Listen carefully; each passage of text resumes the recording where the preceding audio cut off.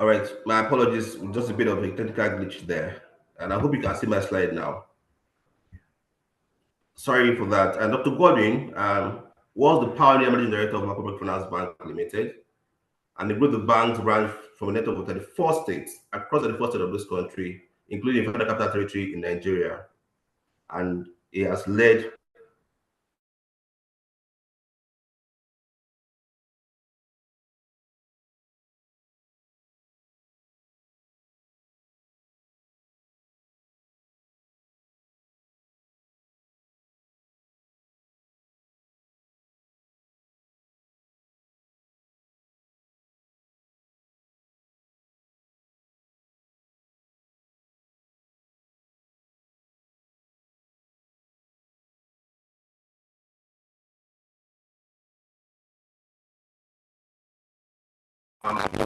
is being recognized with the following awards: Grammy Foundation Award for Excellence in Microfinance 2006, Oladiola Training in Enterprise Faith Foundation's Model Entrepreneur Award 2008, Professor Schwab Foundation's Outstanding Social Entrepreneur Africa in Africa 2010, Comina, which is Peter Obi of Lagos Business School District Alumni Award 2014, Doctor of Science, Honorary Cossack, University of Benin for his outstanding contribution to human development.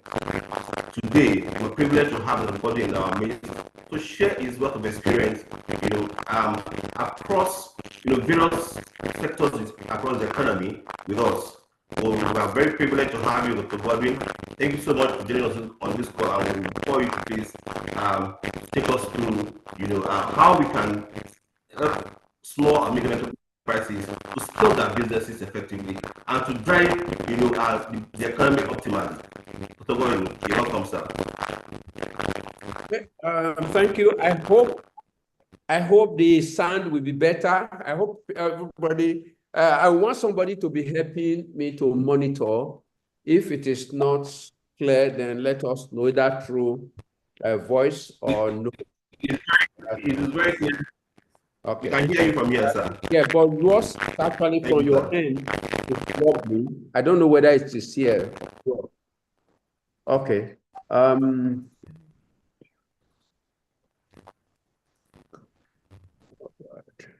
Yes. Yeah. Good morning, everyone. It's good to be here. It's good to be a part of this discussion this morning. And I have the understanding that we'll be having conversation that involve our most people who are engaged in business. So I'm going to, in the next 20 minutes or so, discuss some practical issues that has to do with business. Business is something, when you take on the business, there are certain things you expect, to get.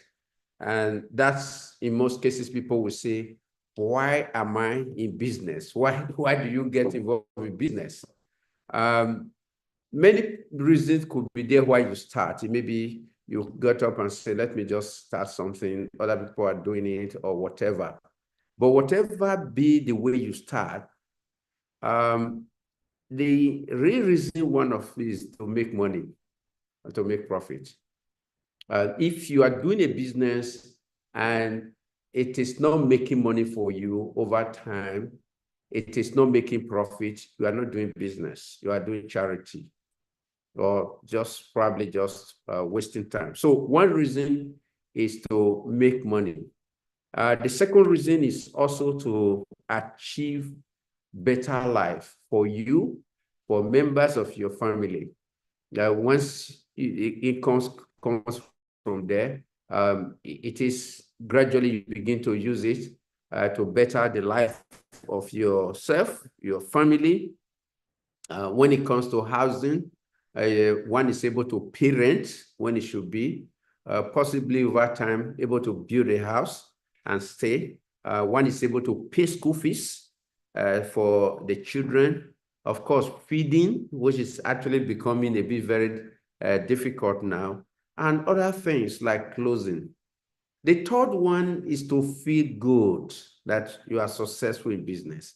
When you're successful in business, your business is doing well at various levels. If it's a restaurant, is doing well, this is okay, then you feel good about it. So the reason, therefore, is to make money and use that money to improve your life, and of course, to also improve, support other people. So those are, no matter the way you started, whether you started because you lost your job, you started business, or you just, I want to do business, or you learned apprentices and you started your own, the main objective is for you to do these things. Now, it's only successful business that can make money. You know, there are a lot of businesses, some of you may look around, that those who started with you, or some they have closed down for whatever. So if you are still in business and you are using the money that is coming to take care of yourself and a few other things and to get the business going, then the business is becoming successful. So when we talk about how do we make money, there are few things that will make your business successful. The first is the market, or when I say market, I actually means the people, the customers, your customers. That is one thing that we are going to discuss that. The second thing that will make your business well is the way you manage your business. Is the way you do your business, the way you do it. And the third thing that will make your business successful and not successful is how you manage money in the business. Okay? The first is how you manage your customers when you are doing business. The second is how you do the business. The third one is how you manage money business. So we are going to begin with the first one. That is how you manage with your customers. When I was in Benin, my church, there was a provision store close to my church. And so when we close at times, or you are stressed, you just want to go and buy something, normally the woman who owns it will be in, will open the door and put a protector. So when you get there, you knock at the protector. And I remember one day I went there and I just knocked. He said, "Who is disturbing there?" So he's actually saying the customer who want to buy something from her is disturbing. So I just said that after having said that, let us imagine, as we are listening, let us imagine two things that will happen. Let's imagine for 3 days. And today is Thursday. Since Monday, Tuesday, Wednesday, no customer came to your shop. No person came to buy something to your shop. Let's imagine that if you are doing online, nobody order from your shop. Just imagine that. Nobody for 3 days. It's most likely that you are not selling anything. It's not likely. It's that you didn't sell anything. You didn't make anything, money. Okay? Of course, you'll be worried. And there's no money, there's no sales, there's no business, no. So let's look at the other, imagine another one. Just imagine that you have a store or whatever, and you normally have maybe 20 customers in a day, or whatever business you have, you know the number of customers that you have. And so let's think that in the past 3 days, the number of the customer double. So if you were having 20 customers in a day, you now have 40. And so it could also be that if you were getting 100,000 in a day sales, you now set to 200,000. So your business will double, become customer, and then your profit is likely going to double. I think that's great. So whereas when there was no customer, there was no business. But when you now have more customers, your sales increase and your money increase. And of course, your happiness will also increase. So you can see that the reason why you are in business, whatever business you are doing, is because of the customers. So the reason why if you have a restaurant, the reason why your restaurant is there is because the customers are coming. If you have online, the same thing. So if there's no customer, there's no business. So that's what those things, what it shows. The first one, no customer, no business. The second one, customer, double business. So so the more customer you have, the more profit you make. The less you have, the less you make. So the reason, therefore, what should you therefore do? The first thing for you to do, therefore, is to hold on to your customers. To hold on, go get customer, hold them.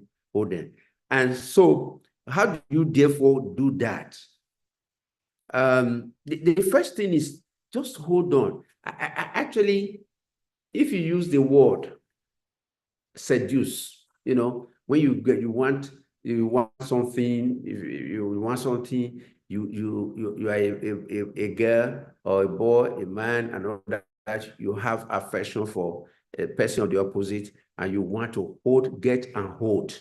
You seduce the customers, and the way you do it is to meet their needs. What do they need? What do they need? You meet their needs, what they need. But I can also, people say, okay, the way, like I've just said, one way to hold them is to meet their needs, give them quality service or quality product. No fake product. Or if you say you want to do better, give them quality, But whatever quality you give in today, almost other traders or those other people in the same business are also giving that quality. They're also giving the same product.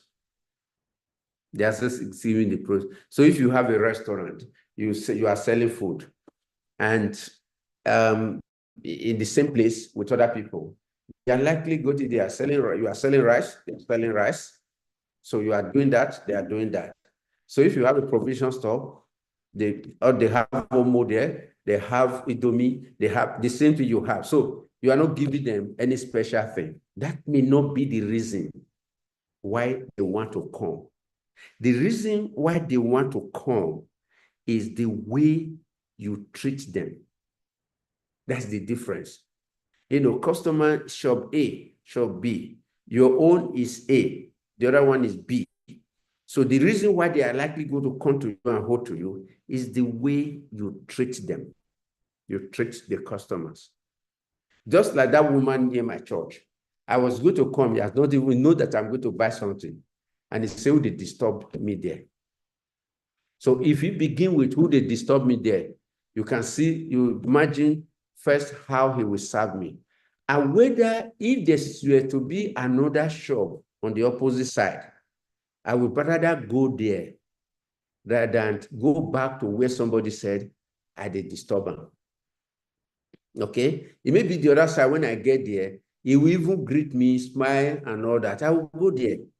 So it's the way you treat them, that the customer, that is how they can come.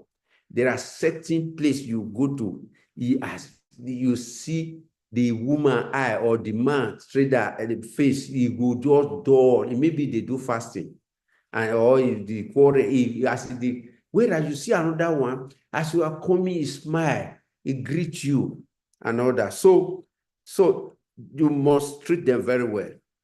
Another thing is that don't cheat people. Do things right. I know at times it's good to cut corner. Some people cut corner. Let me cut it like this. Let me cut it like this. And when things, you just quickly do it. But let me show you, I'll give you another two examples. Example number one, that is example number one. Listen to this one. If the trader is selling rice, bars of rice, It may be at the back of the house.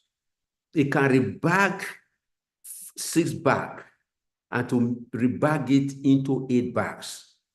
I think it will make profit because it will make profit on 2 bags. It will make profit on 2 bags. But the problem is that if eventually it is discovered, she will lose customers. So, she may gain, but on the long time, she will lose customer. I remember one man then, I always use this example. I asked him to come and paint our building. And we said that time, a good drum of paint, of good one probably was about 20,000. And so we agree, we pay him 20,000 each for the drums, but decided to use 7,000 5,000 or something paint.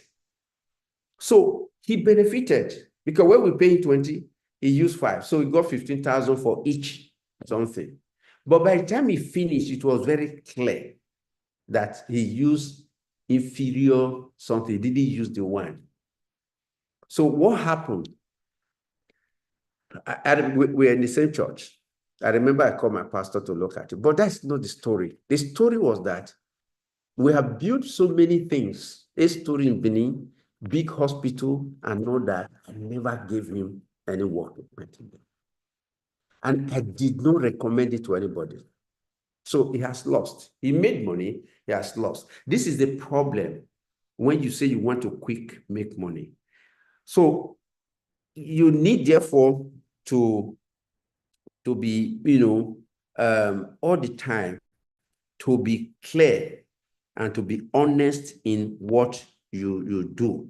Because if you are not, you are going to lose customers, But whereas, on the other hand, if you do it very well, you serve very well, you do very well, definitely people will come. So what therefore we are saying is that you should be honest in all what you do. Honesty pay. Let me tell you one thing about what honesty is. At times, like the example I gave to you, it doesn't bring money quick. But over a long time, it gives you successful business. If you want to go success in business, it's not small race, or it's not a 100-meter race. It's a marathon. They will tell you, I've succeeded for 20 years, 10 years, 40 years, and all that. That is real success, not the person that just close. After some time, make something a close up. No, that is not what we consider. So don't do cut corner, even when every other person in that area is doing it. I remember there was a time there was scarcity of fuel in Benin. And so some of these station owners, they were adjust. Some of them, they were adding, diesel was cheaper than petrol that time. They will add diesel to petrol. And there was one man in a place called Yaro. That station, it does not it does not adjust his, what they call it now, the dispenser. That's the one, the pump. And the man does not miss fuel. You will see that you may be in anywhere in Benin. You say, well, I want to go to that man to go and buy. And so when you get there, people always line up. Who was making a business. So don't do that. And the 2 things, if you are doing something well, 2 things it will do for you. Number 1, it will open door for you when you are not there. If I come to see, if you come to me direct, oh, I'm Mrs. Obi, I'm a good mama, I'm a good trader, I'm honest and all that, I will believe you because you are the one telling me. I will believe you to 50%. But if a mama maker comes to me and say, Mrs. Obi, that woman is very good, is very honest, I will believe mama maker 100%. So when you are good, you are honest, the thing they ring bell for your back. And what people say, the good thing people say in your back, that is what helps person more than what they say in your front. So, but it's the same. On the other hand, if you are honest, it can defend you. Some people who, when you are successful in life, I think many of you know this. When you are successful in business, when you are successful in life, you don't need to offend anybody before they attack you. That's what they call envy and jealousy. If they say anything bad against you, your honesty will defend you. They may tell somebody say, no, Mama Emeka is not like that. So that's what, if you are honest, it will open door for you. If you are honest, it will defend you. So it's good to be doing that. Now, we're going to almost come to the end of the talk. And that talk will be about money. You know, we talk about customer, we talk about do something right, honesty. Then we are going to talk now that the third thing that will make your business story to be successful in business is to be careful with the way you use money. You know, when you see, let's look at this. Let me give you an example. If a man, you go to hospital and they say blood not dey body, and that time they give am blood, or they will say go and buy blood medicine and all that. When you see man when he not get blood for body, he go dey sick. You go know. At times, people when if do not get blood finish for body, the person will die. You understand? So money is the blood that in the body of business. You know, just like blood dey for body, so money dey for business. So if there is no money, the money is going down and you are using it anyhow, the business will start going down because it's the business that you are using. So there's no way we should not waste our money. I say, okay, don't waste your money. What are some of the things you would do not to? The first thing, no matter how small that business, keep records small. I don't want you to be an accountant. You don't need to be an accountant. But you should be able to record how much you sell. Benjamin I are active. You should be able to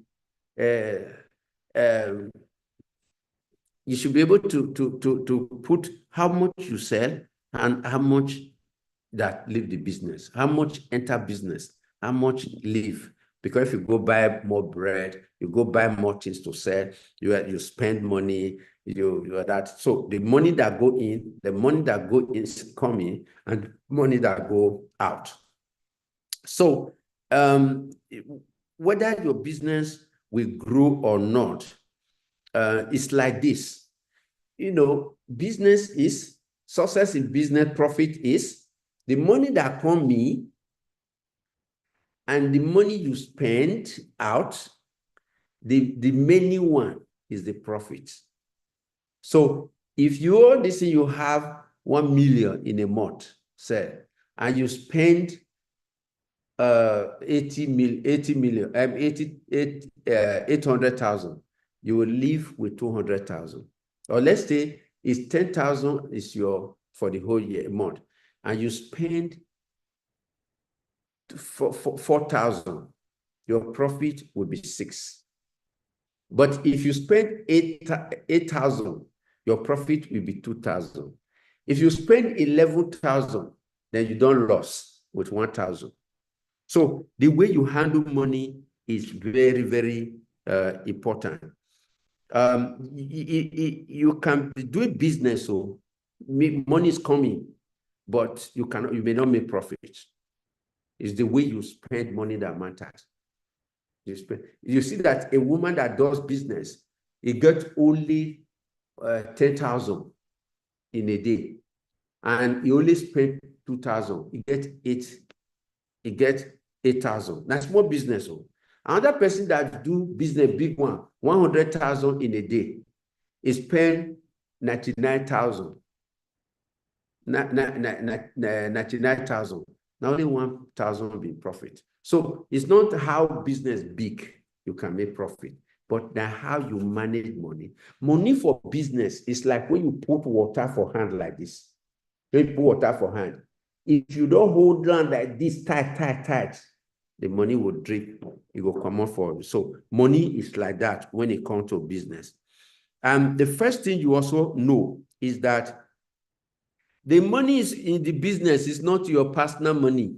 Some people don't know, So you don't take money from your business anyhow. You don't say just put money, you just, use it, you just, no. So you need to be very careful, control your business. Many years I've been in business. I mean, everybody say businessman.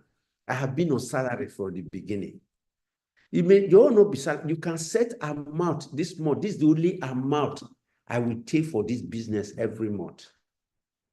Not be say, just take it. They say I should be for our church, take. I should be for the market union, take. They said they are doing donation in this thing. You do. They say they are raising offering, and I mean they are raising seed. You sow seed. They said they are doing. You are just doing that. That will not. You must control your expenditure. You must. It's better you are careful when you are on your business. When you become big like Dangote or whatever, or you become this, you can spend money, but you have to be careful. It's like you put water in your hand, you hold it, money will be. The other thing before I stop, we say, this I think we should think about this. I want to say now. My mother used to tell me when it be not that telling me, but to be saying it. And I was listening to it then. And when I start business, I can't remember. What is it? My mother would say, the pride when you go do 3 years to come, that is the thing you go feel by 3 years to come. If you buy it today, it can destroy your business.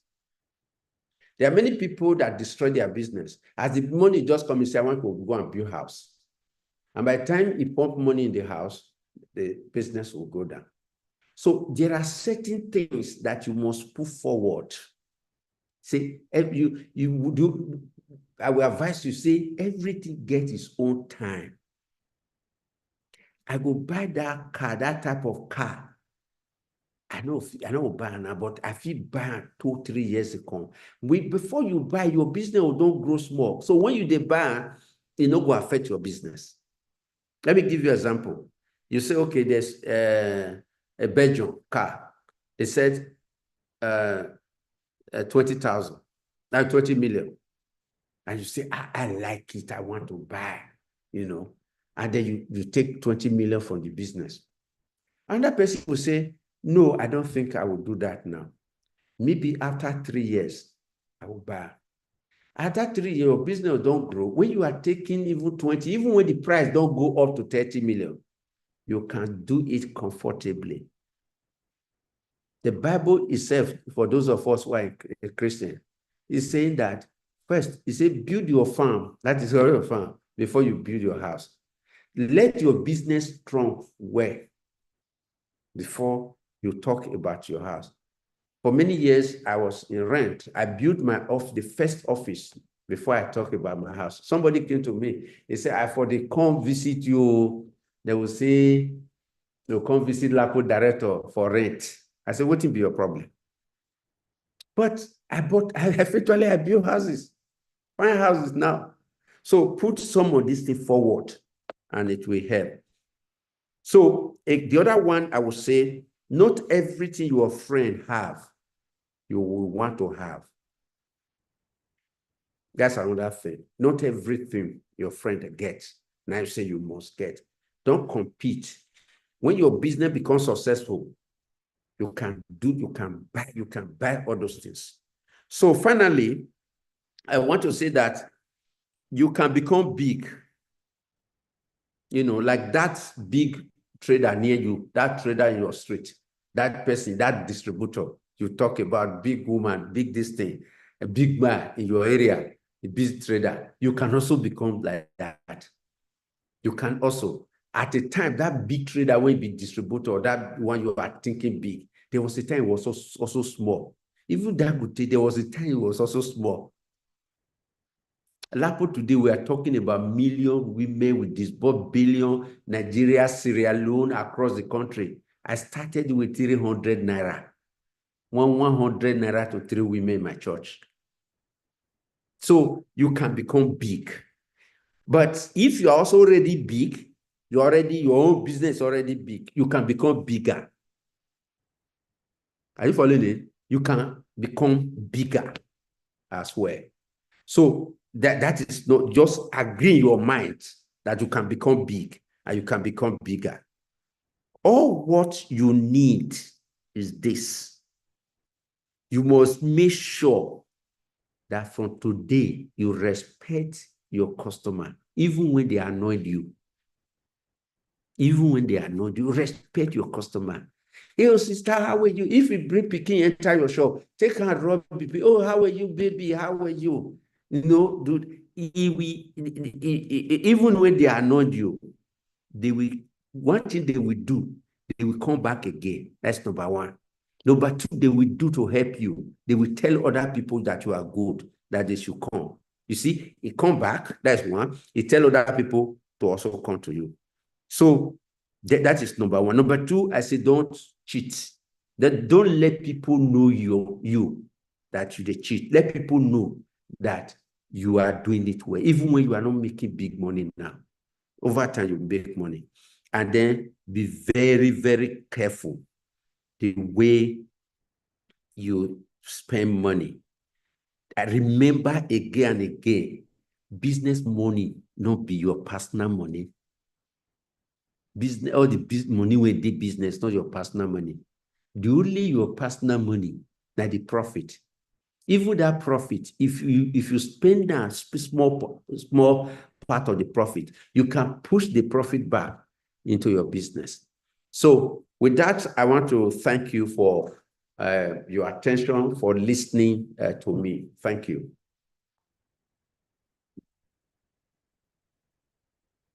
Thank you very much, sir. It's always a privilege to have you share your deep insight with every one of us on this call. We have owners of small businesses on this call. They've been sending in their feedback on the chat box. And of course, Mr. Godwin is always insightful. He's always giving us practical hands-on experience. He has built successful businesses across this country. Therefore, we are privileged to have you, sir. Thank you so much for sharing with us. Thank you. So we would open the floor for questions from various participants because it's a way of giving back to society from Lapo MFB to impact on their business and improve on their business profitability. So we encourage our participants to please raise your hands in the chat, use the raise your hand button to indicate if you want to ask Dr. Godwin some questions. We need to have this interaction so that you can be better off with your businesses and also you can impact on your environment, your communities, and even on the economy better with the insight we gain from this session. So please indicate with the raise your hand button if you want to ask Dr. Godwin some questions. We can take a very interactive discussion. So please, thank you very much. I would call you if I see your hand raised to ask questions. And somebody can also be writing, you can also write in the... Okay, so you can also write thank you, sir, your questions in the chat, on the chat box.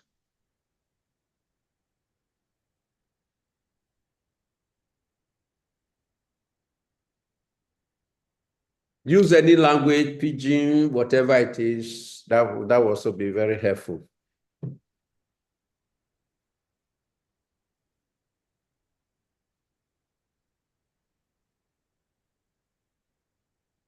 Okay, I'll take the first question from Joy Odige, sir.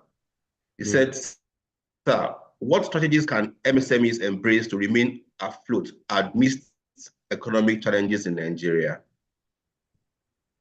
Okay.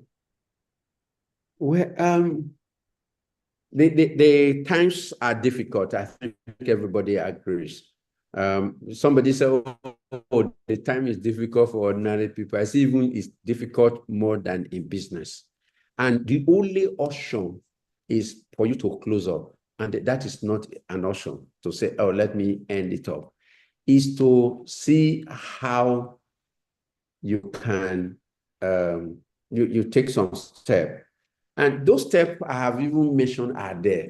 In this time, the first step you take is to see how you can reduce your cost, and even in difficult time like this, improve. So it still comes to the issue of the way you manage your customer and the way you manage your cost.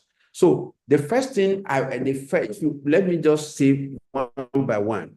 The first thing I would tell you is to believe that, agree that I can deal with this situation. It's tough, but I will not give up, that I can. That's the first thing that you will do. So once you do that, you begin to look at what are the small things I can do. You know, what are the things? I spoke to a group of people about, that was on Sunday. You know, I said, look, this is the time for you to think of many things. I give an example, for instance. You are maybe in a room, air conditioner or fan. After some time, the air conditioner, there's no light or the fan, just stop. It's not working. So everybody in the room will be sweating. Some people also, we are sweating. Everybody's sweating. Some people will, okay, I'm sweating. But what do I do? Some people will remove their distance, take the paper they were holding, and they start fanning themselves. You see, instead of just complaining that I'm sweating, there's no fan, there's no AC, and all that, some people say, let me fan myself. So that is the first thing, that you agree that I want to be in business and I want to do so many things. So the specific thing you will do, you begin to reduce cost. You know, the cost of transportation, you might find a way. Cost of doing that, you take it down. Then you begin to also do extra. Because if you were going to market or do something 3 times in a week, and it was giving you when the economy was good, you can say, can I do it 5 times? So you have to work extra to be able to get at this time. And the good thing about bad time, many people may not agree, but that is the truth. The good thing about time like this can make us stronger and even better. Our business will be stronger and even better. So it is for us to, at this time, believe I can go through this period, begin to think of things that you can do, and then you see that you will discover that some things, when things were easy, you didn't think of. You think of them and you do them. Thank you. Thank you very much, sir. I'll take another from the. So I have Chime, you raise your hand. Please unmute your mic and ask your question.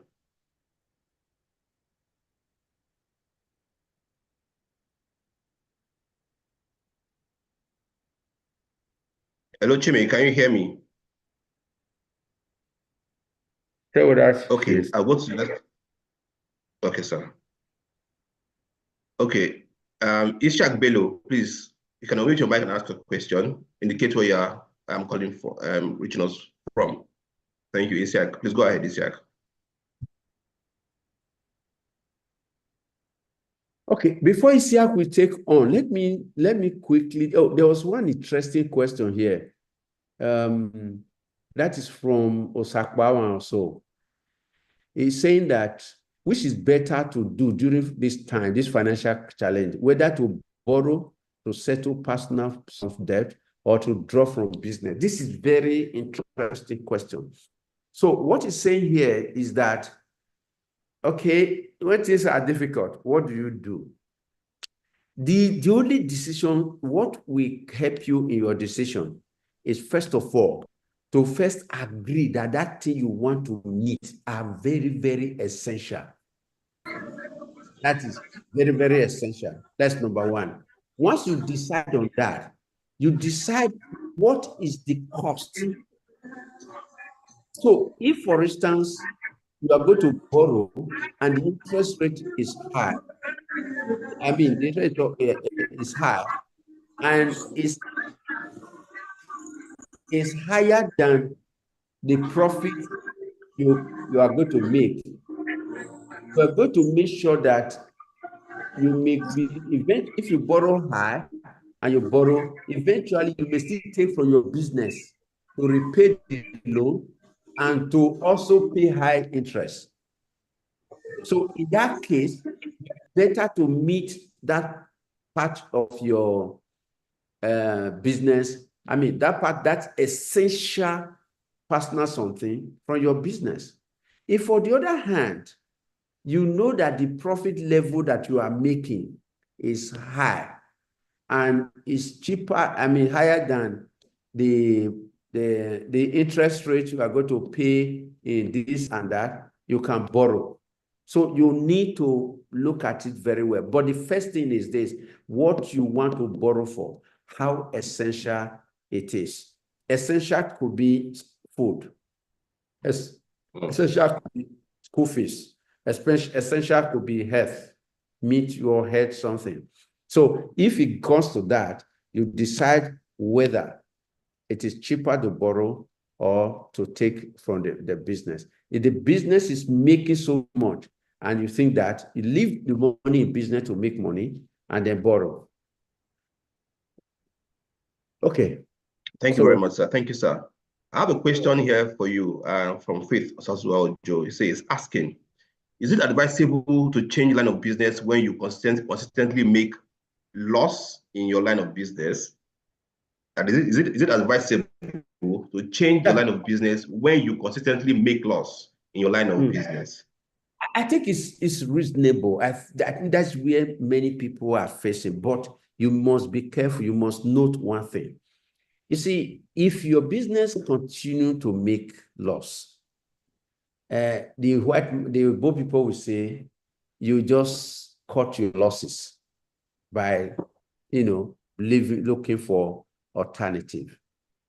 And when you are now choosing the alternative, you will be careful to first of all analyze why the business you have been doing be making losses. So that will help you to decide which other business you want to get into.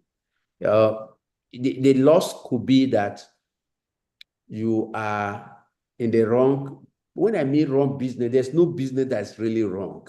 You are in a business that does not align to your either temperament, your knowledge, your understanding, and all that, or you be business you don't know very well, because in that business that is making loss, your current business that is making loss, is somebody else is also making profit in it.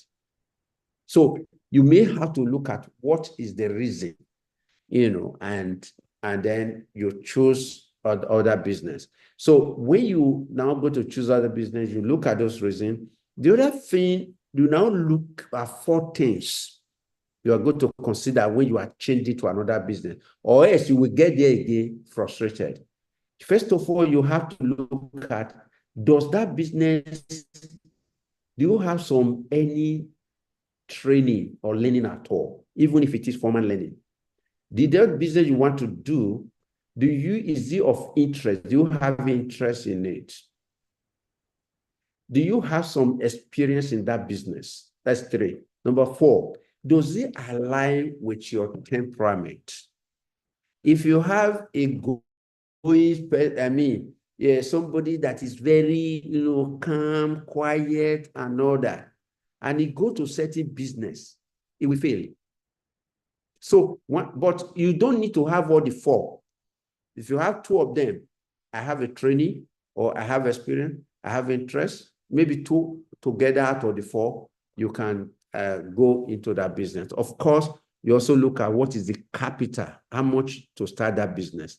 So the question is, if your business consistently making something losses, look for another business.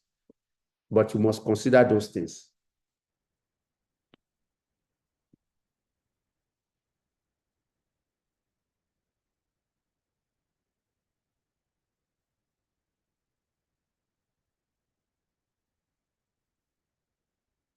Okay. Thank you so much, sir. Thank you so much for that feedback. I think we have a lot of questions in the chat. We'll take them one after the other. But one question is that someone is asking that is it advisable to take a loan to start a business? No. No, it's a capital no.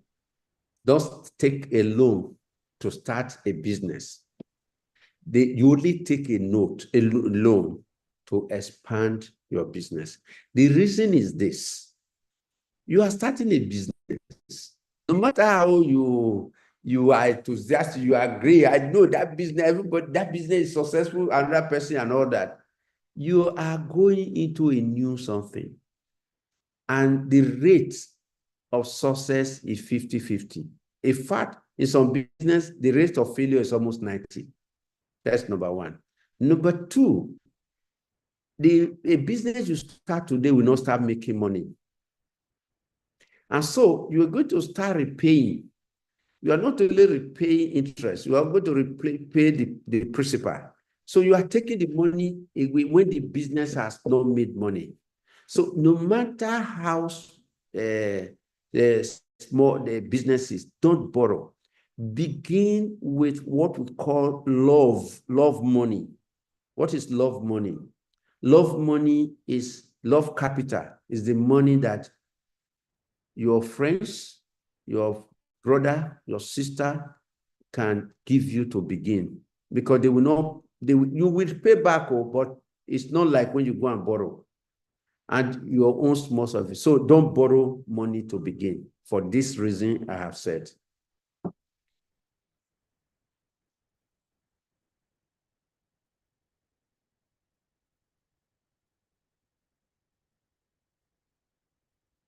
Okay. Thank you very much, sir. Thank you very much, sir. So I have Opegwa Freeborn, your hands are up. You can ask your question. Or Mitoma can ask your question, please.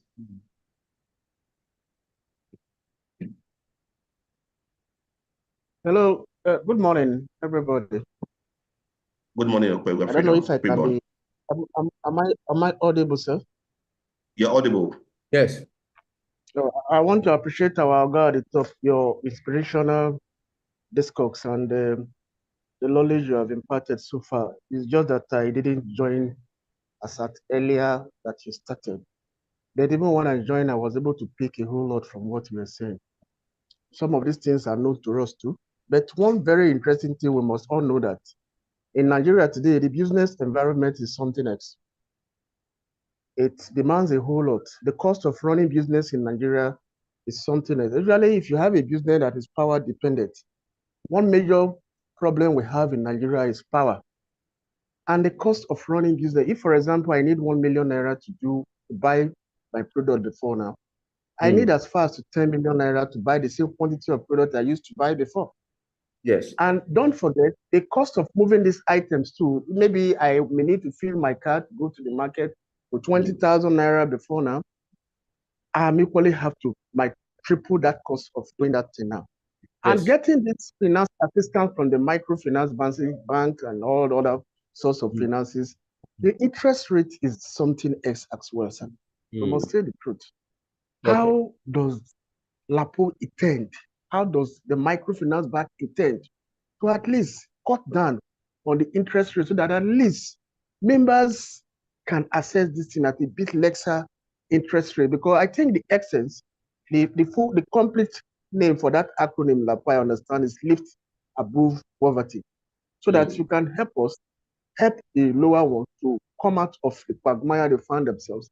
Because the cost of running business in Nigeria is something else that we must say.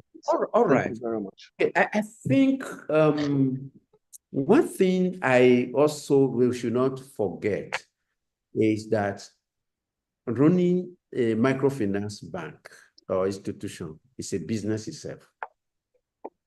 So whatever business is suffering, the lending institution is also facing them. That's the first thing we must agree. And so if you look at all the costs we are talking about, that becomes we must understand. The second thing we must understand is that to do microfinance is very expensive. I will explain that to you. If somebody goes to a bank, UBA, to borrow 5 billion naira, they can actually give that one to one person or one company. If a LAPO is to disburse 5 billion naira, it will give it to not less than 1,000 people.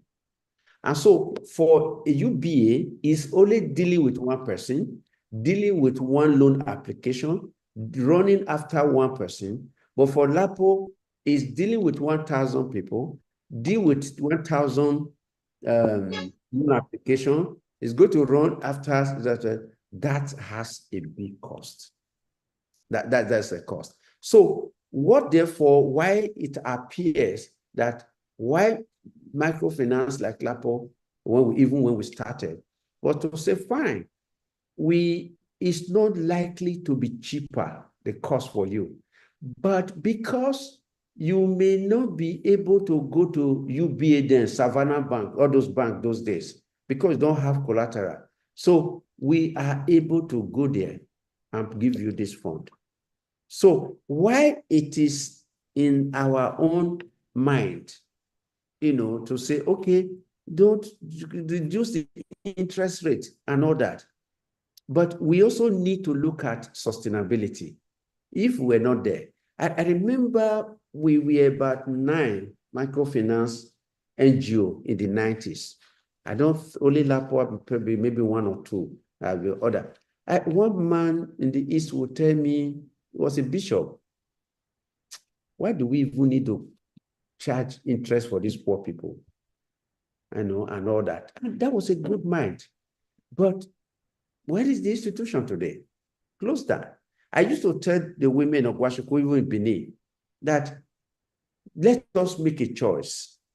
Do we just give you any small, very low interest and all that, and LAPO close down, and you will not get organization to go, or we charge a rate that will keep LAPO going on? And those days, they decided to. So I've explained that. So coming to the issue, how do you manage in these difficult times, is to look at, again, your cost profile. I think many people are not even thinking of even a more terrible thing for business. The patronage is becoming low because of the trouble people are passing through. But what I would advise is to manage your costs. That is important. When you are also taking loan, you need to make sure that you also do some adjustments in your own pricing. Though it may reduce patronage to some extent, then you begin to also look at few other things that you can keep your business going. But let it not also, I want to say it here, in Nigeria, at times it's unfortunate that each year succeeding year is tougher. That is this year tougher than last year and blah, blah, blah. But at times when some of these things come about 20 years ago, I remember in the 90s, we were so old when the whole thing Abacha came, the whole country, everybody shouting how the business going to be. Do you know that the Naira, for instance, that moved from about 500 now to 1,005, that's about 3 times. There was a time Naira moved from 21 Naira to 81.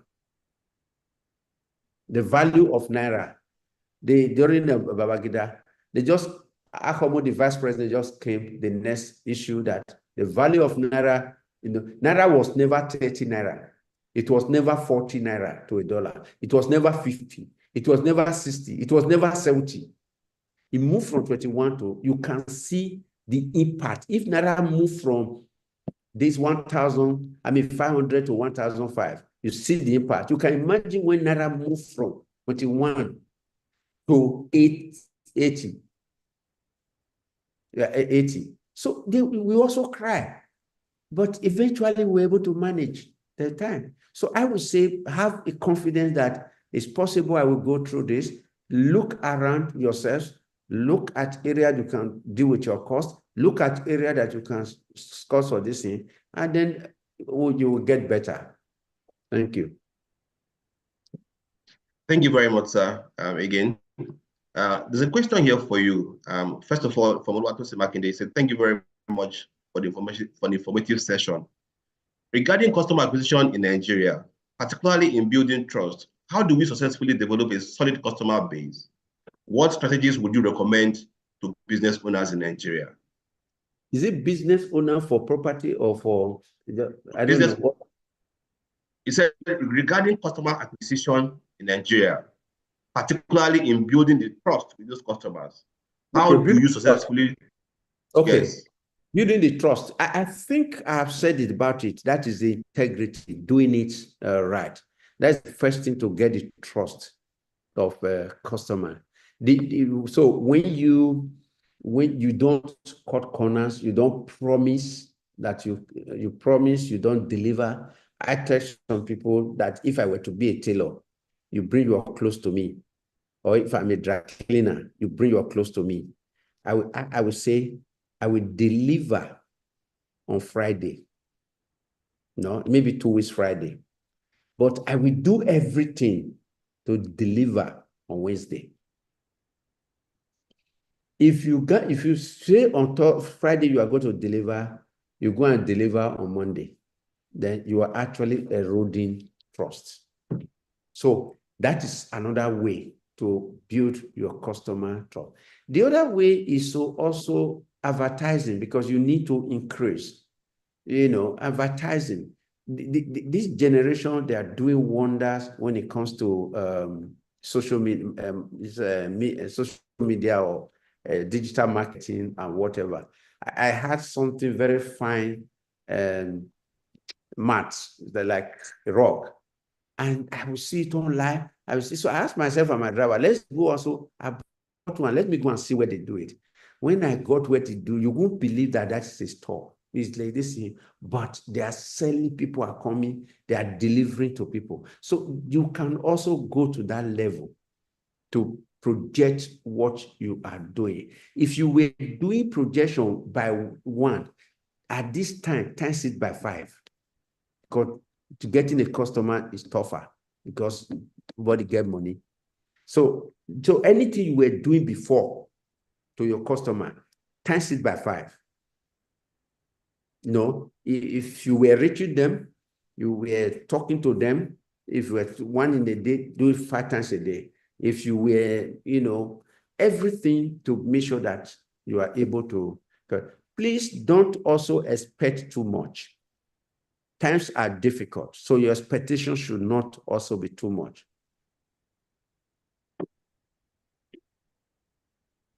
Thank you very much, sir. We have a lot of questions in the chat box. I'll read a few more. So there's a question that's asking, the question from Ayodele Agoro says that, sir, what are the best measures or tactics to mitigate credit risk, particularly for customers who are willing to pay, especially during this period where the nation's economy has decapitated? Yes, many people all along on my working life, they say, okay, credit risk, repayment problem and all that. I said, fine, that's what it is. You cannot just say one. You cannot put your hand on one. I know there are certain things you say, this is the one that is, it may be a bit difficult. It's a collation of so many things. There was a time towards the end of 1999, so Lapo was almost collapsing. But we at the whole thing, and we came up to say, what are the things to prevent this? One, even as staff training for them to understand. As simple as something as your procedures, as simple as the time you are talking to people, as simple at the time how you disburse the money. All these things combined, even depend on your own personal quality of your temperament. There are certain people. you are certain people, you get there, you know that this woman or this person, the business is not there, it's not going to be. You know that in some cases, because it's the wife of your landlord or it's a member of your church and all that, and you make a disbursement based on that, or the business is not there, you make a disbursement on that, it's likely going to be tougher than when you have. So it depends on you on the ground, what you think. I don't know whether somebody who at Lapo will remember this, but I don't know. I think it's true, the story. And yes, it's true, because I remembered a cousin of mine. A cousin of a small Lapo loan officer was forming a group, and it involved a distant cousin of mine. We grew up together. She's senior me with 1 month, about 1 month. So we always argue when we were young about that. And as they were forming the group, the lady was always talking about, well, I know your director, we grew up together. He mentioned my name. We were calling ourselves when we were young. And and all that and all that. And this young credit officer suspect that this thing may create a problem for me. And I said, Madam, I will not want you to be a member of the group. She saw that this thing could create a problem, because I know that when you now say, go and call it, bring money, it will tell you that. So say, I'm not going to give you loan. That is a fantastic decision to prevent people not having the default. So any loan officer can come up with many things to be able to make decisions not to do it or to do it. Before the faith is on this call. Before then, I remember a time we asked all the loan office, we have 7 branches then, maybe. All the application, they will bring it from the branches in Benin. The head of operation, Biodu, will be approving. When we approve, we send it to them, we don't bother. And he got to a point and said it was not working. We now said, okay, branch manager, get the borrower, train them, appraise them, give them the money. And if you give them the money, collect the money. And it works. Okay. I think it's all right. It's all right, Caleb is raising the hand. Yes, so I'll take one more question from the chat Okay. and then go back to All right. yes, sir. So this question says that happy meeting my mentor live for the very first time. This is from Oluwatosin Oladuti. He said, sir, what can Lapo MFB assist his former staff in growing their business, especially those who left honorably and made an impact in the institution? That how can Lapo help staff members who have left, who have small businesses now, to scale up their businesses? What? Yes, why not? You actually, why not? Lapo can do that. First of all, it may be there could be other concession, but the main thing is that Lapo obviously will use its operational procedure to apply to any person who wants to take loan. And one of the things that will be considered, the first thing when you are lending, is everywhere. When you are lending, is to you ask yourself the question, I'm going to give out this money, even if it is 1 naira.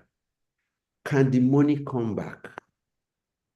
And then when you now say, for you to answer, yes, it will come back, or no, it will not come back, you look at other factors. What is the type of business? What is, who's running this business? Who's running it? There are some people, they have the zeal. I can be that. I've seen a lot in my life, so I know what I'm talking about. I'm going to do this. This one's going to do that. I'm going to do this, that. You just that the person does not have capacity. So the first thing is that the question every lender asks, I'm giving out this money. Will it come back? So if you answer yes, there are things that make you to answer yes, you give. If you answer no, there are things that makes you to answer no. It's not whether you like the face of the person or you don't like the face of the person, it's not necessarily the staff was, the person was a former staff of LAPO, or it's not the former staff of LAPO. Is that you must be able to answer that question. Will this money come back? If you answer yes, you give loan. If you answer no, you don't give.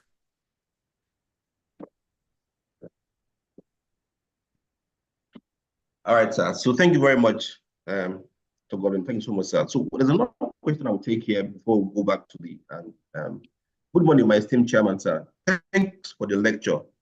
My question is, the Nigerian government has not put policies in place to help SMEs. For a new business, local government will disturb you, state government will disturb you on tax and government levies. How do business cope with the harsh economy, government policies, especially on SME matters? So take it again, please. So the question is that there are levies and taxes on SME, which is the burden. How would businesses cope with this harsh economy, especially with regards to government or favorable policies on SMEs? Well, like I said, everybody and businesses are going through something. I think the government is saying they're going to do they are going to address few things, maybe around tax and few other things. But I will want what you should take away. I don't know. I just take on the Nigerian spirit. I can do spirit. I told you that times may be difficult. In the early days of LAPO, we also consider that time was more difficult. We also consider those times difficult. And so I want you to really find, because there's nothing, for instance, even when the government put a policy in place today, or they want to, how many people eventually reach? So I want you to try to be as resilient as possible to be able to survive. That's the only thing I can say. There's one particular question I'm interested in here. He's saying that I've been in with LAPO for over 10 years. And then I've not defaulted. And they are now saying I'm too old at 70. And I have had cause to look at that in another time. My decision was very clear, with one of our organizations. I don't think if you ask the same question, that question, the question I asked earlier, that I want to give loan to to Ishaq Bello. I want to give loan to her or him or her. Will the money come back? So if you answer the question, yes. And in this case, I would answer yes, that I should give her. Because one, it has a track record of 10 years. So you know this. In fact, in business, in lending, somebody who have done 10 years with you, you no longer appraise this thing. You just instantly give. That's number one. Age, if the business is doing well, age should not be used as something to say the person cannot be because it's now over 70 years old, and if the business is there. So my direct answer to this, I've answered it somewhere before. Please, there is no, I think age should not be. If the age is there, it has been overruled by the fact that somebody has been dealing with us for over 10 years, past 10 years, and has been paying. So I think you should be giving the loan.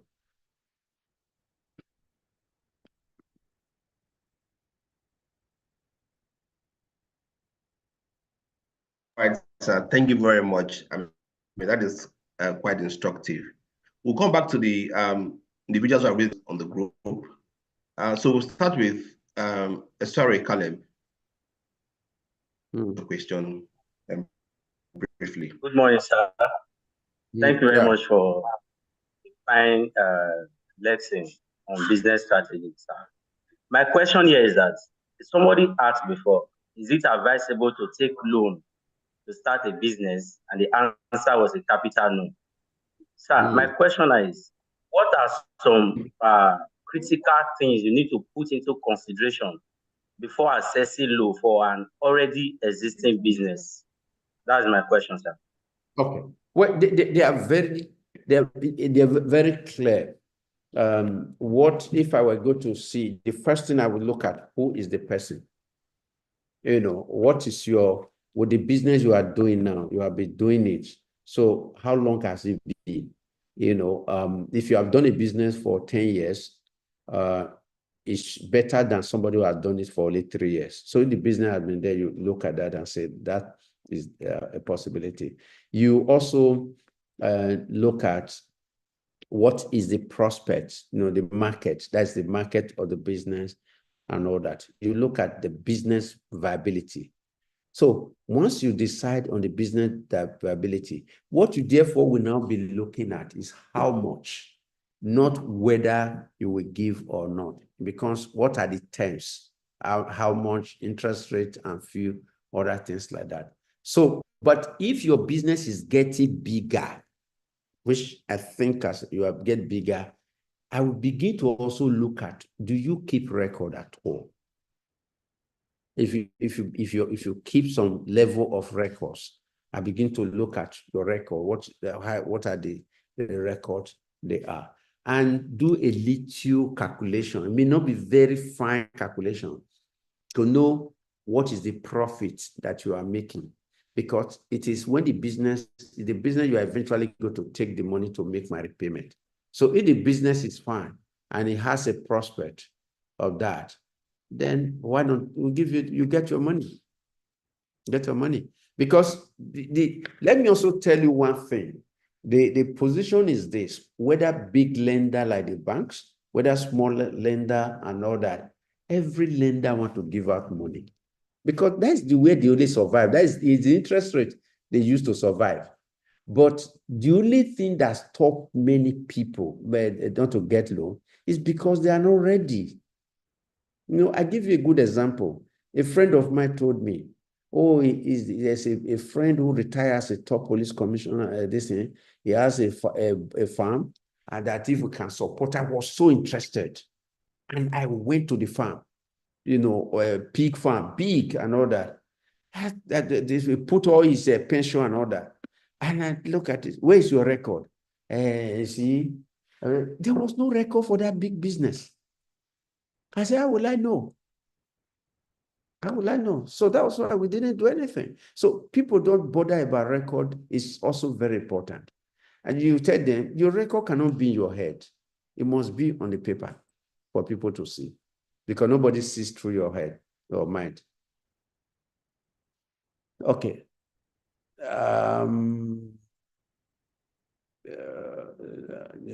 Okay. Okay, yes, staffing. Staffing is a big challenge. I think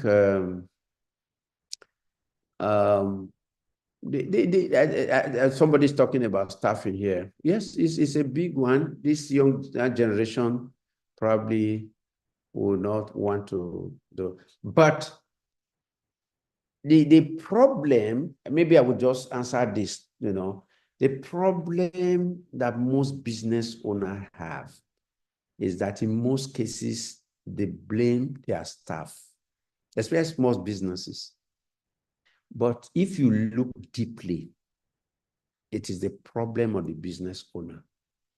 I don't know how we explain. I try to explain this in my book. You know, it's a problem of the business owner. You employ this person. You try to put in place few things. At times, the way we treat the small businesses, treat the people working for them is not the best. So there are some issues that are not only just the staff, it's also about the business owner. So my recommendation is that put something in place, because in terms of the risk is higher, if you like, this risk is higher now.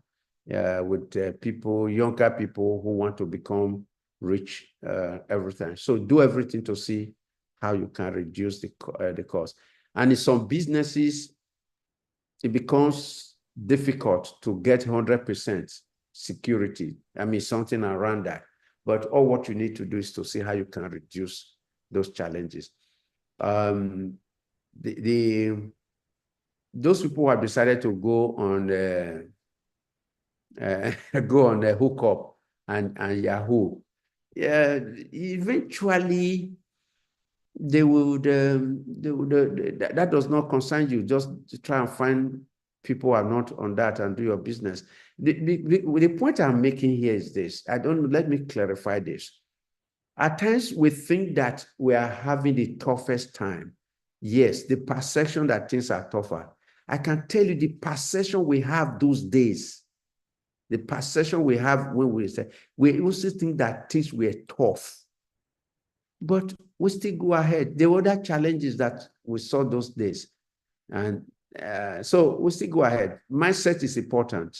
We must overcome this challenge and get our business better.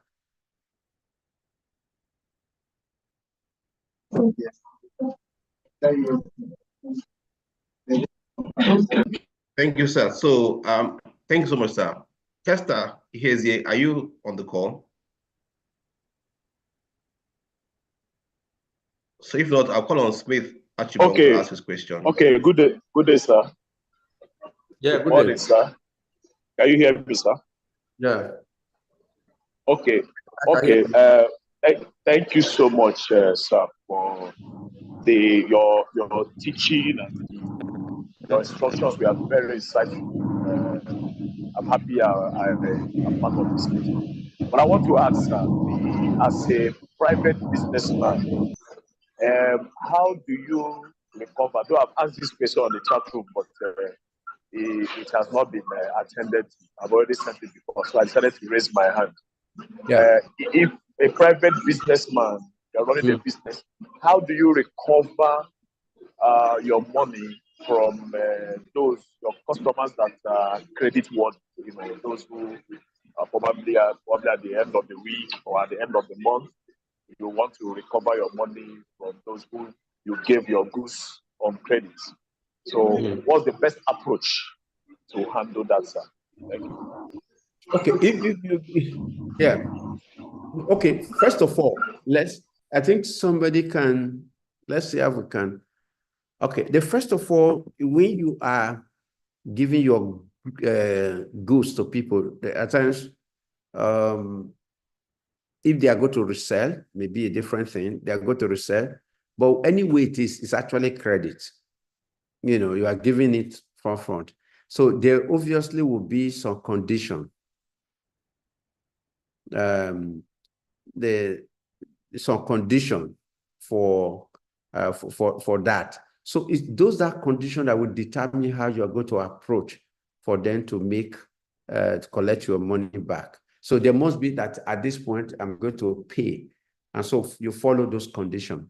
But again, just like a normal money that you give out as credit, this good you give out as credit, you need to also consider some issues. You know, you need to consider issues like, is this person likely going to pay this money? And you can answer that question by looking at factors like, what is the personality of this person? What's the nature of this person? Like in that case, we call it character. What is the character of this person? The second thing is that what is the nature? How do you think the capacity, whether this guy has the capacity to pay? Like somebody will come to you, I want to do marriage or burial. Give me money, I will pay back. You don't discover that that's not likely going to come. Because if you could not raise money to do burial, how do you think he's going to get the money to repay you when that? So you need to look at all those areas. But some people, ordinary business, some people will now take on to legal something to get their money back. But I would say the best thing is to make sure that you are sure, or to about 70% above that your money, the person will pay your money. And so that's when you consider those things, you also look at the size of the thing. If somebody you know that doesn't have capacity, I want to take this good, is worth about 10 million. You know that, so you can say, okay, can I give you a good worth 4 million or that? Those are the way to control that. I don't know whether I've been able to answer your question. Somebody was also saying, let me quickly also look at some. Why do I don't know. Just if interest low to clients, so that we should give interest loan free to clients. They say, why do LAPO not do that? I think LAPO will want to do that, marvelous, but it cannot do it. I don't know whether LAPO will want to do that, to give interest-free loan to clients, especially those who have not defaulted. It will desire to do it, but it cannot do it. The reason why it cannot do is that it has to earn money to be able to run, to actually be able to go to that, process that loan for that person. You will need some money to pay staff and all that to do that. What is the name of just hold on.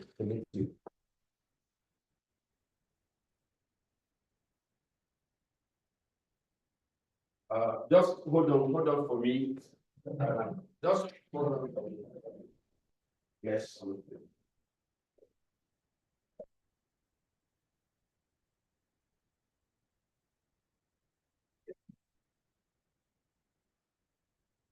Okay.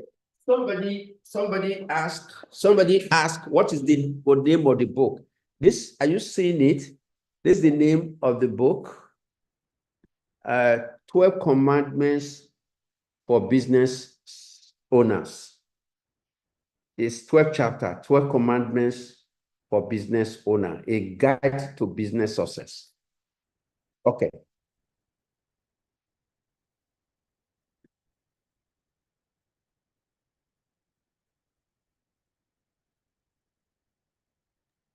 Thank you. So let's take more questions from the individuals here.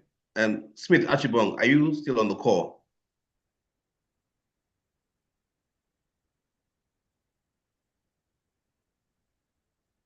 All right, then, Lady J, please, would you ask your question?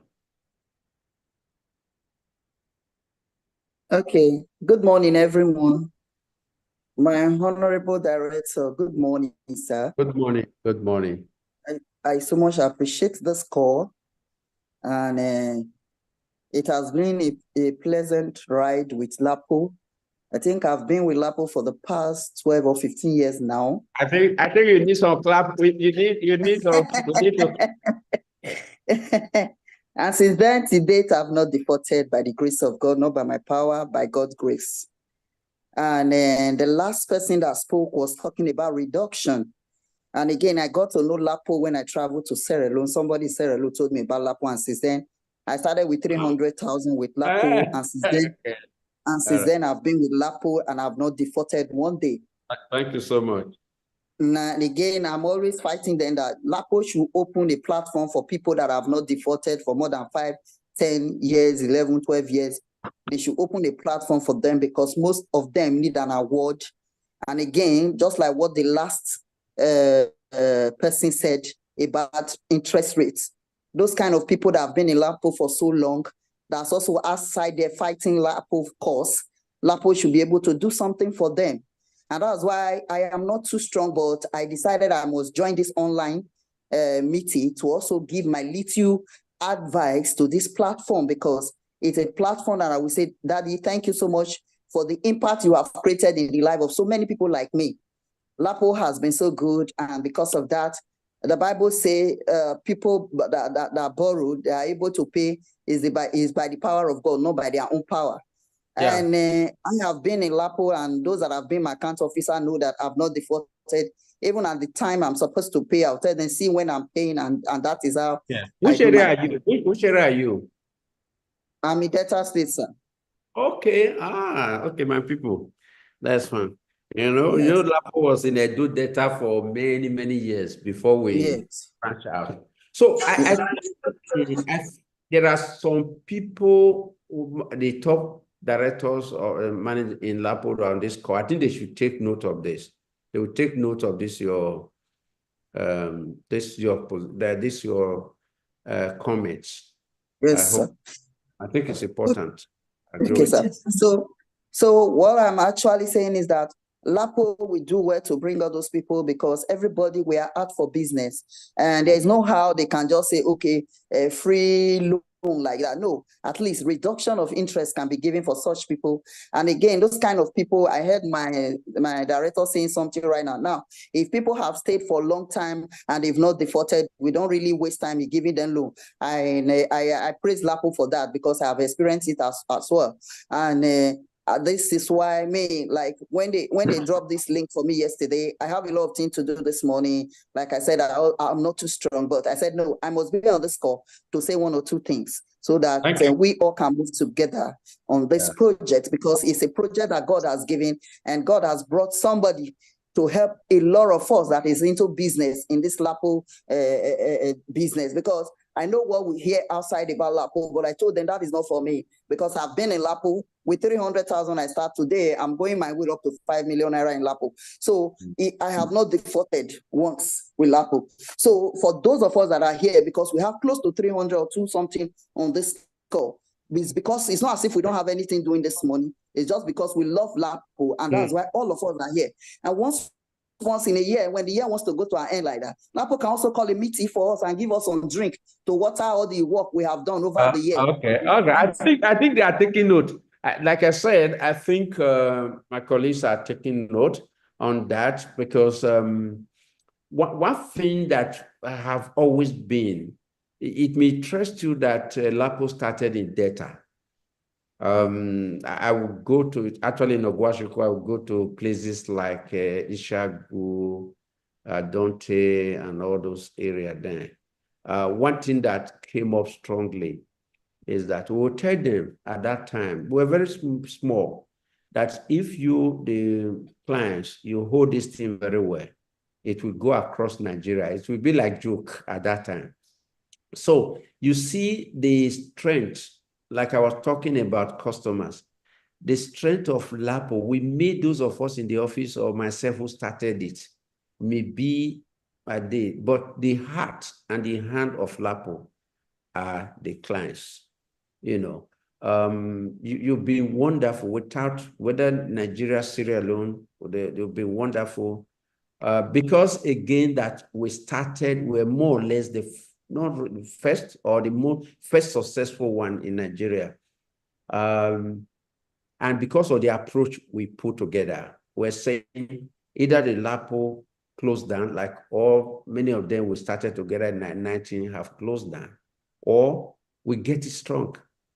And so we told our clients then very clear that we will give you the money, the amount you want, the time you need the money, we'll give you. We are not an organization that say, come tomorrow, come next tomorrow, come. No, we'll give even from that day one. But you have 2 obligations to do. One, you must use the money well. I remember those days, if we give a woman money, the next week, we'll go and look at the shop, whether she has used it well. The second one is that you must repay it. And that's what many people didn't like. And we know that because people don't pay, that's why all banks and others have closed. And we say we're not ready to close.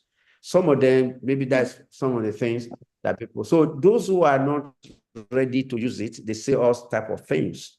But those like you who know what they are in business, and we have millions of that in Nigeria and Syria alone, they enjoy Lapo. For somebody to have been in Lapo for more than 10 years, for 12 years, I mean, so we don't listen to what those other people say. Okay, sir. So rounding up, my roundup is that I think now too, Lapo should create an online platform for their members, because most of the institute, what they also do now, once you have paid about 50 or 70 or 80% of what you have taken, instead of you to come and be applying again, running up and down, coming to check you and the rest of them, and because they know that you have not defaulted, they normally say, okay, top up.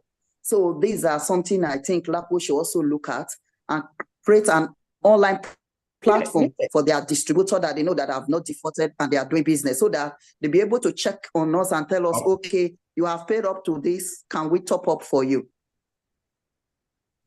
Okay, well, we will do that. We actually were the one, just like in microfinance, something in Nigeria, we are the pioneer. We do. I can tell you what you have just said now.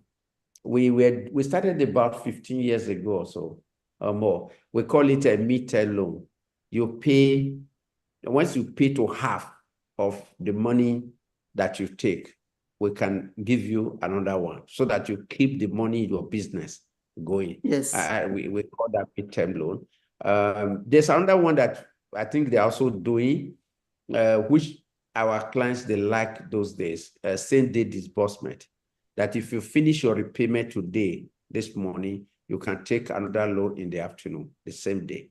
So there are a few things that we put together on the social media. They are online. I think the people are on this call, the microfinance bank will take note of that to really build a network, especially those who have been with us for more than 5 years. We should be able to have a sort of a group. So once you get to 5 years, you join that group, and that group online. I agree with you. I think that is reasonable. All right. All right. Thank you. Thank you very much, sir. God bless you, sir. Thank you. All right. So much. Remy, what is it? All right. Thank you so much. Everyone wants to ask you a question. You know, it's a privilege to have you on this call. I don't have any other thing today. Okay, sir. We'll keep it done. Yes, I will soon close the meeting, but I'll call on Udo Christopher Joseph. Good morning, sir. Good morning. Yes, sir. First and foremost, I want to appreciate you, doctor, for what you're doing in the microfinance sector. You have you've paid your dues. You've come a long way. But my question is concerning the young people, the young graduates that have left the universities to set up their own small businesses. What are you doing to ensure that you expand their businesses? Because come to think of it, right now in Nigeria, getting employment is something else. And so a lot of young people are beginning to start up their own business. So what special program are you doing to meet the young people at this point? Thank you very much, sir. Well, it's important. I think some of the, I can speak probably for myself, I'm speaking for Jen and then LAPO, trying to also come up with, supporting young people. I personally have what I call a HIS center. We just set it up to support young people. We strongly believe that why most people say that their problem is money, I have from experience come to see that the problem, the challenge they are facing is not about money, loan, capital. It's about capacity. I have done one or two things, not to just one. Few give money to people. He has disease. I just come out. I want to do. We give money, and you just discover that's nothing. I was interviewing some group of people, and one guy said, I took money from there's something yes, something when something they did for youth, yes, something. I think Ugozi that time. I said, how much? He said 2 million. What did he say? What do you say? He said, farm. I said, where is it? He said the thing has gone. So, and also that there's the real thing is capacity. And there was a time we developing youth product. And the bigger part of that loss something is about capacity. Many of them think that because there's no job and everybody is drumming into their ear, be a job creator, not a job seeker, and not that they go into. We now know that people who jump from class to business, the failure rate is 99%. So I've set up a center to first of all train people. We're inaugurating that with a 2-day workshop in Benin, 29th and 30th of this month. You know, trying to build up capacity, and then people can now talk about loan and all that. So that is my advice. And with your university, some of you online, or you just come out, try and get some experience. The experience may not come from paid employment. Internship is possible. I know some people, you work to an organization, I want to volunteer. If you give me a little something, I want to volunteer and work. In the process, you get some little experience. With that, I repeat it again, and I think it is in my book. People who jump from class to business, their failure rate is 99%. I said those probably in technology. Okay.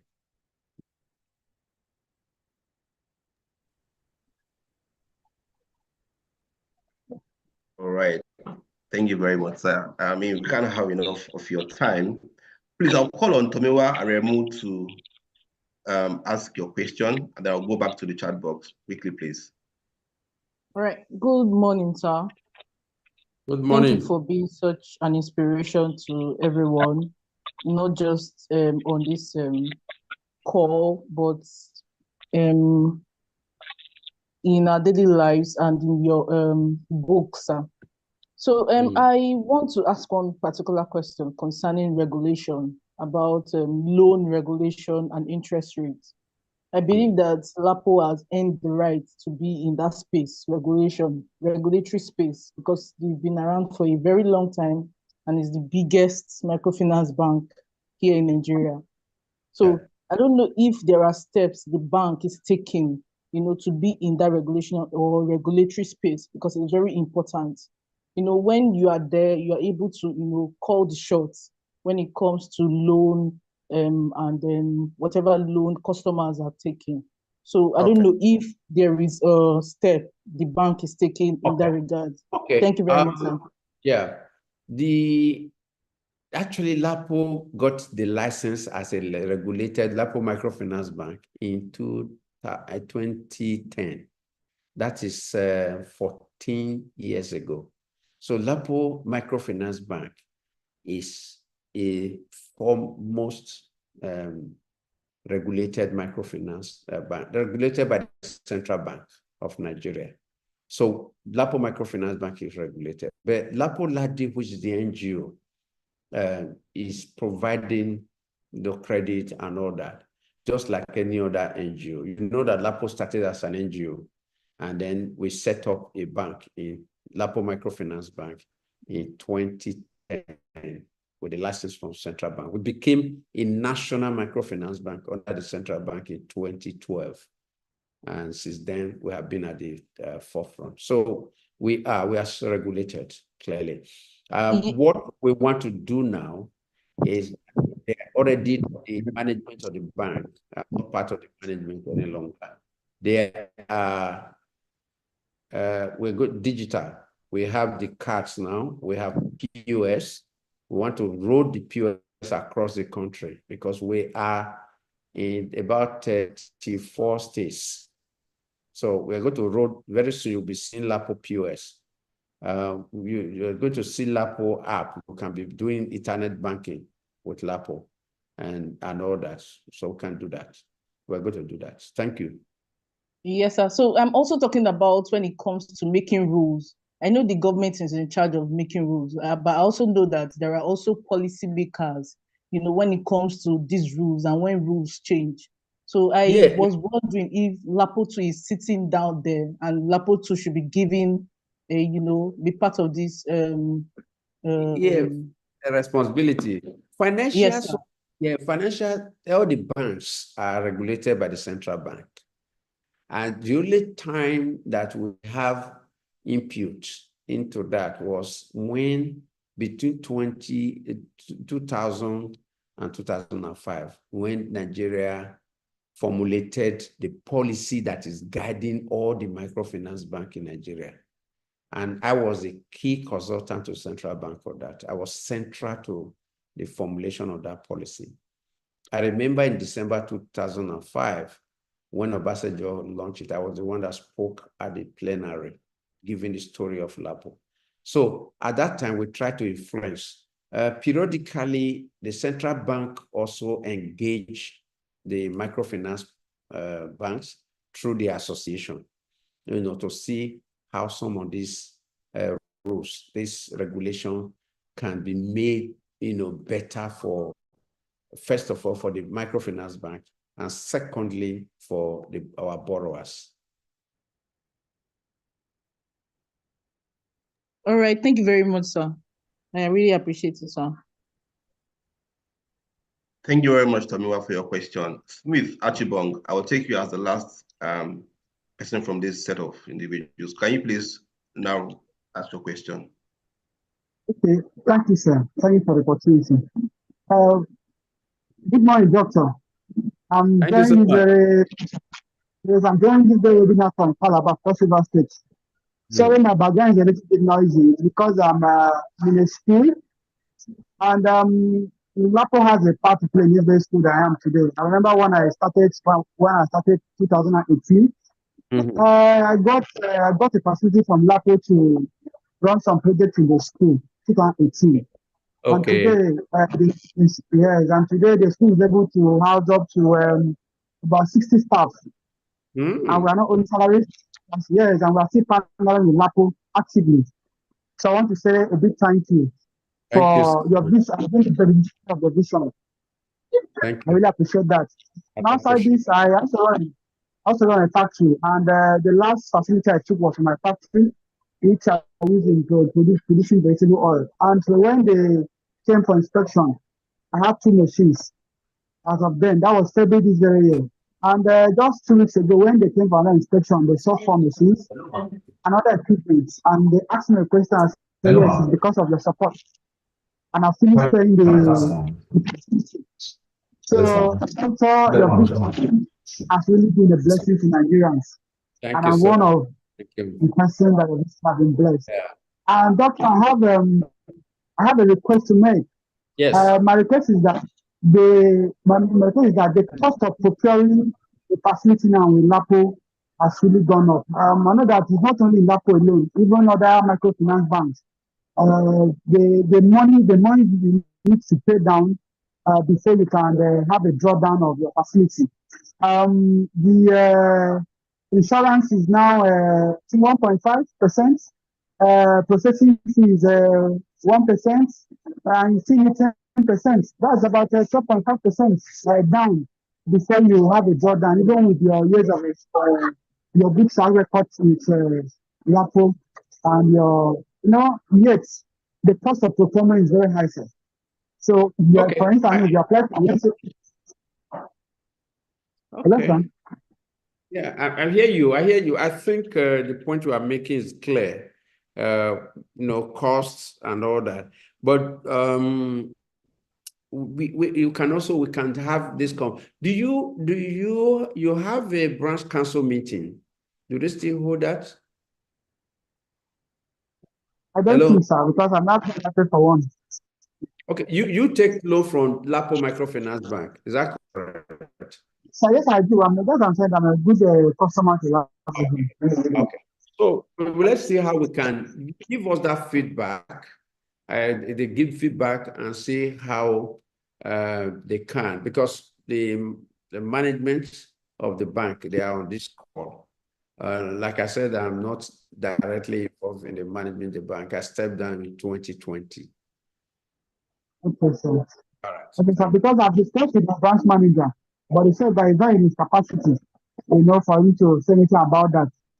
So that's why I thought, okay, let me chip in here. If there's anything you can, maybe yes, you can talk to the board, to look into it, to lower the cost of procurement of procuring a loan a little bit lower, because 10% deposit, 1%, 1.5% insurance, 1% processing fee. So if you need like, let's say 8 million, you need about 1 million naira down before you can have that. And that's high, sir. Please. Thank you. Okay. I don't know whether anybody has from Lapo has any.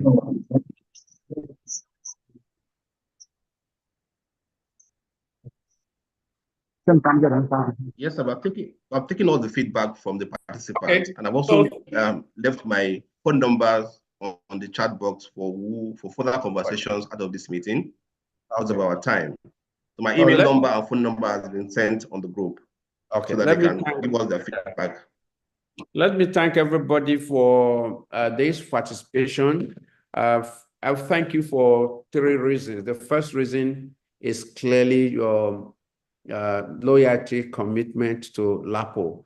LAPO is more a story of our clients, and we are coming up with a publication soon to really showcase, what Nigerian women and men have been able to do with organization that was started very small. So we want to thank you for all those commitments. We also note what you have said about how we can, relate with those who have kept faith with us, who have remained with us for that, and also suggestions about our terms, our pricing, and whatever.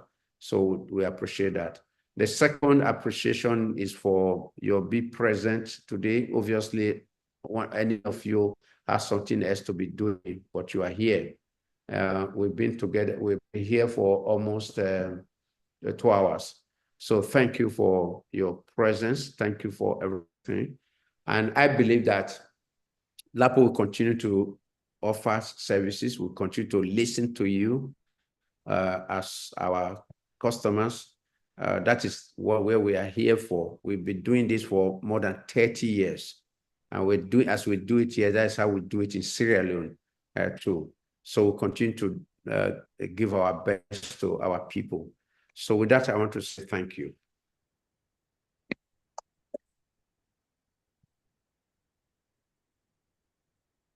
Okay. Thank you very much, sir. We are grateful for your time, and it's a privilege to have you on this call. I believe that the participants have learned quite a lot of, insightful feedback that will help them improve their businesses. This is a way of LAPO giving back to our loyal customers, over these years. We believe that the SME is the engine room of the economy, and will continuously provide opportunities to support you through such initiative, aside from giving you credit, beyond the credit that we provide to you. This is also a give back to society. Thank you so much for joining. Please, my number is on the chat box. Kindly call or send me an email. All of the feedback will be properly articulated, and I'll assure you that all of them will be dealt with. All of the persons who have made requests here, trust me, this will be dealt with effectively. So thank you for joining, and we are grateful to have you on this call. Thank you so much, sir, once again, for always being there for us, and then for always giving back to society from every knowledge. Thank you so much, and God bless you. Yeah. All right. Okay. So for the book, 12 Commandments of for small business owners, you can always reach me as well. My number is on this chat. I'll always attend to you very, very quickly. Thank you so much. All right.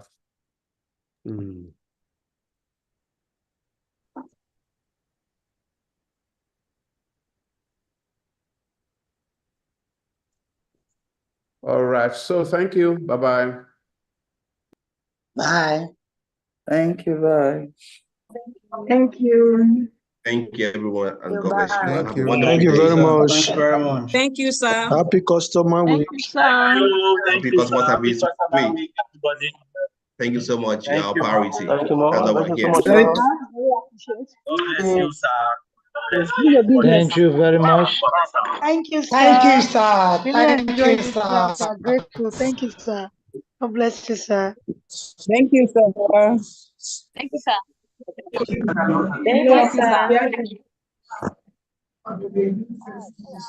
Thank you, sir.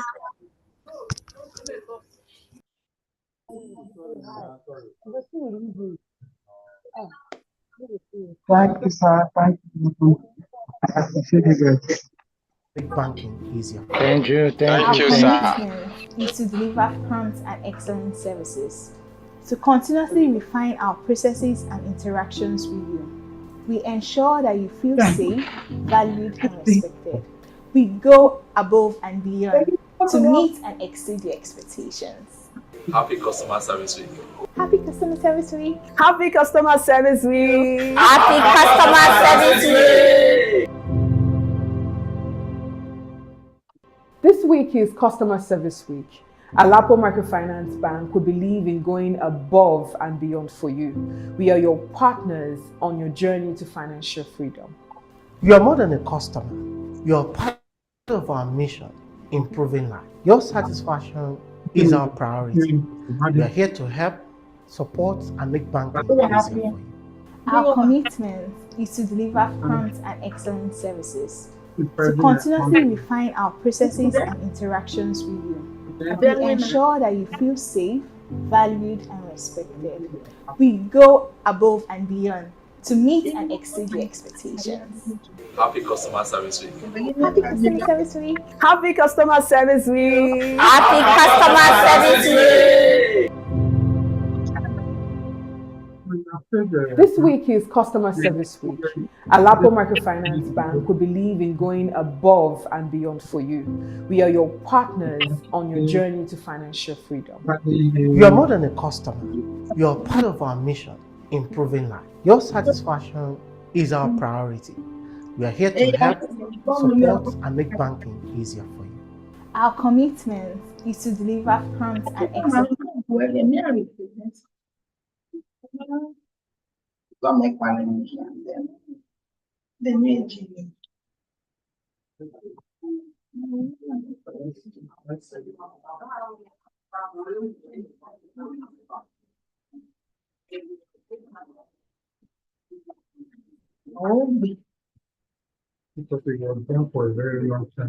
Services to continuously refine our Happy Customer Service Week. Happy Customer. It's that time of the year again where we intentionally recognize our customers, and our customers in this case are clients that we serve as well as our staff or our internal customers. I want to say thank you particularly to our customers for using our services and counting our services worthy and to being a part of your journey in your different businesses. We also thank you for your loyalty and your support over the years, for the feedbacks that you have given onto us that have become really relevant and made us improve over the years.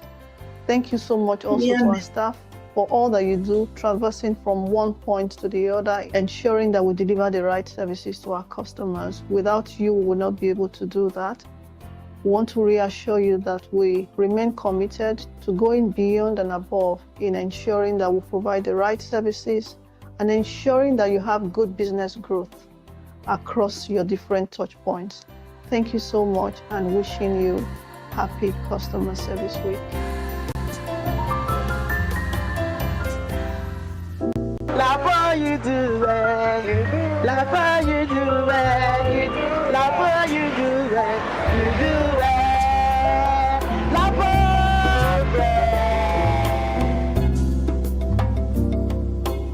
It's that time of the year again where we intentionally recognize our customers, and our customers in this case are clients that we serve as well as our staff or our internal customers.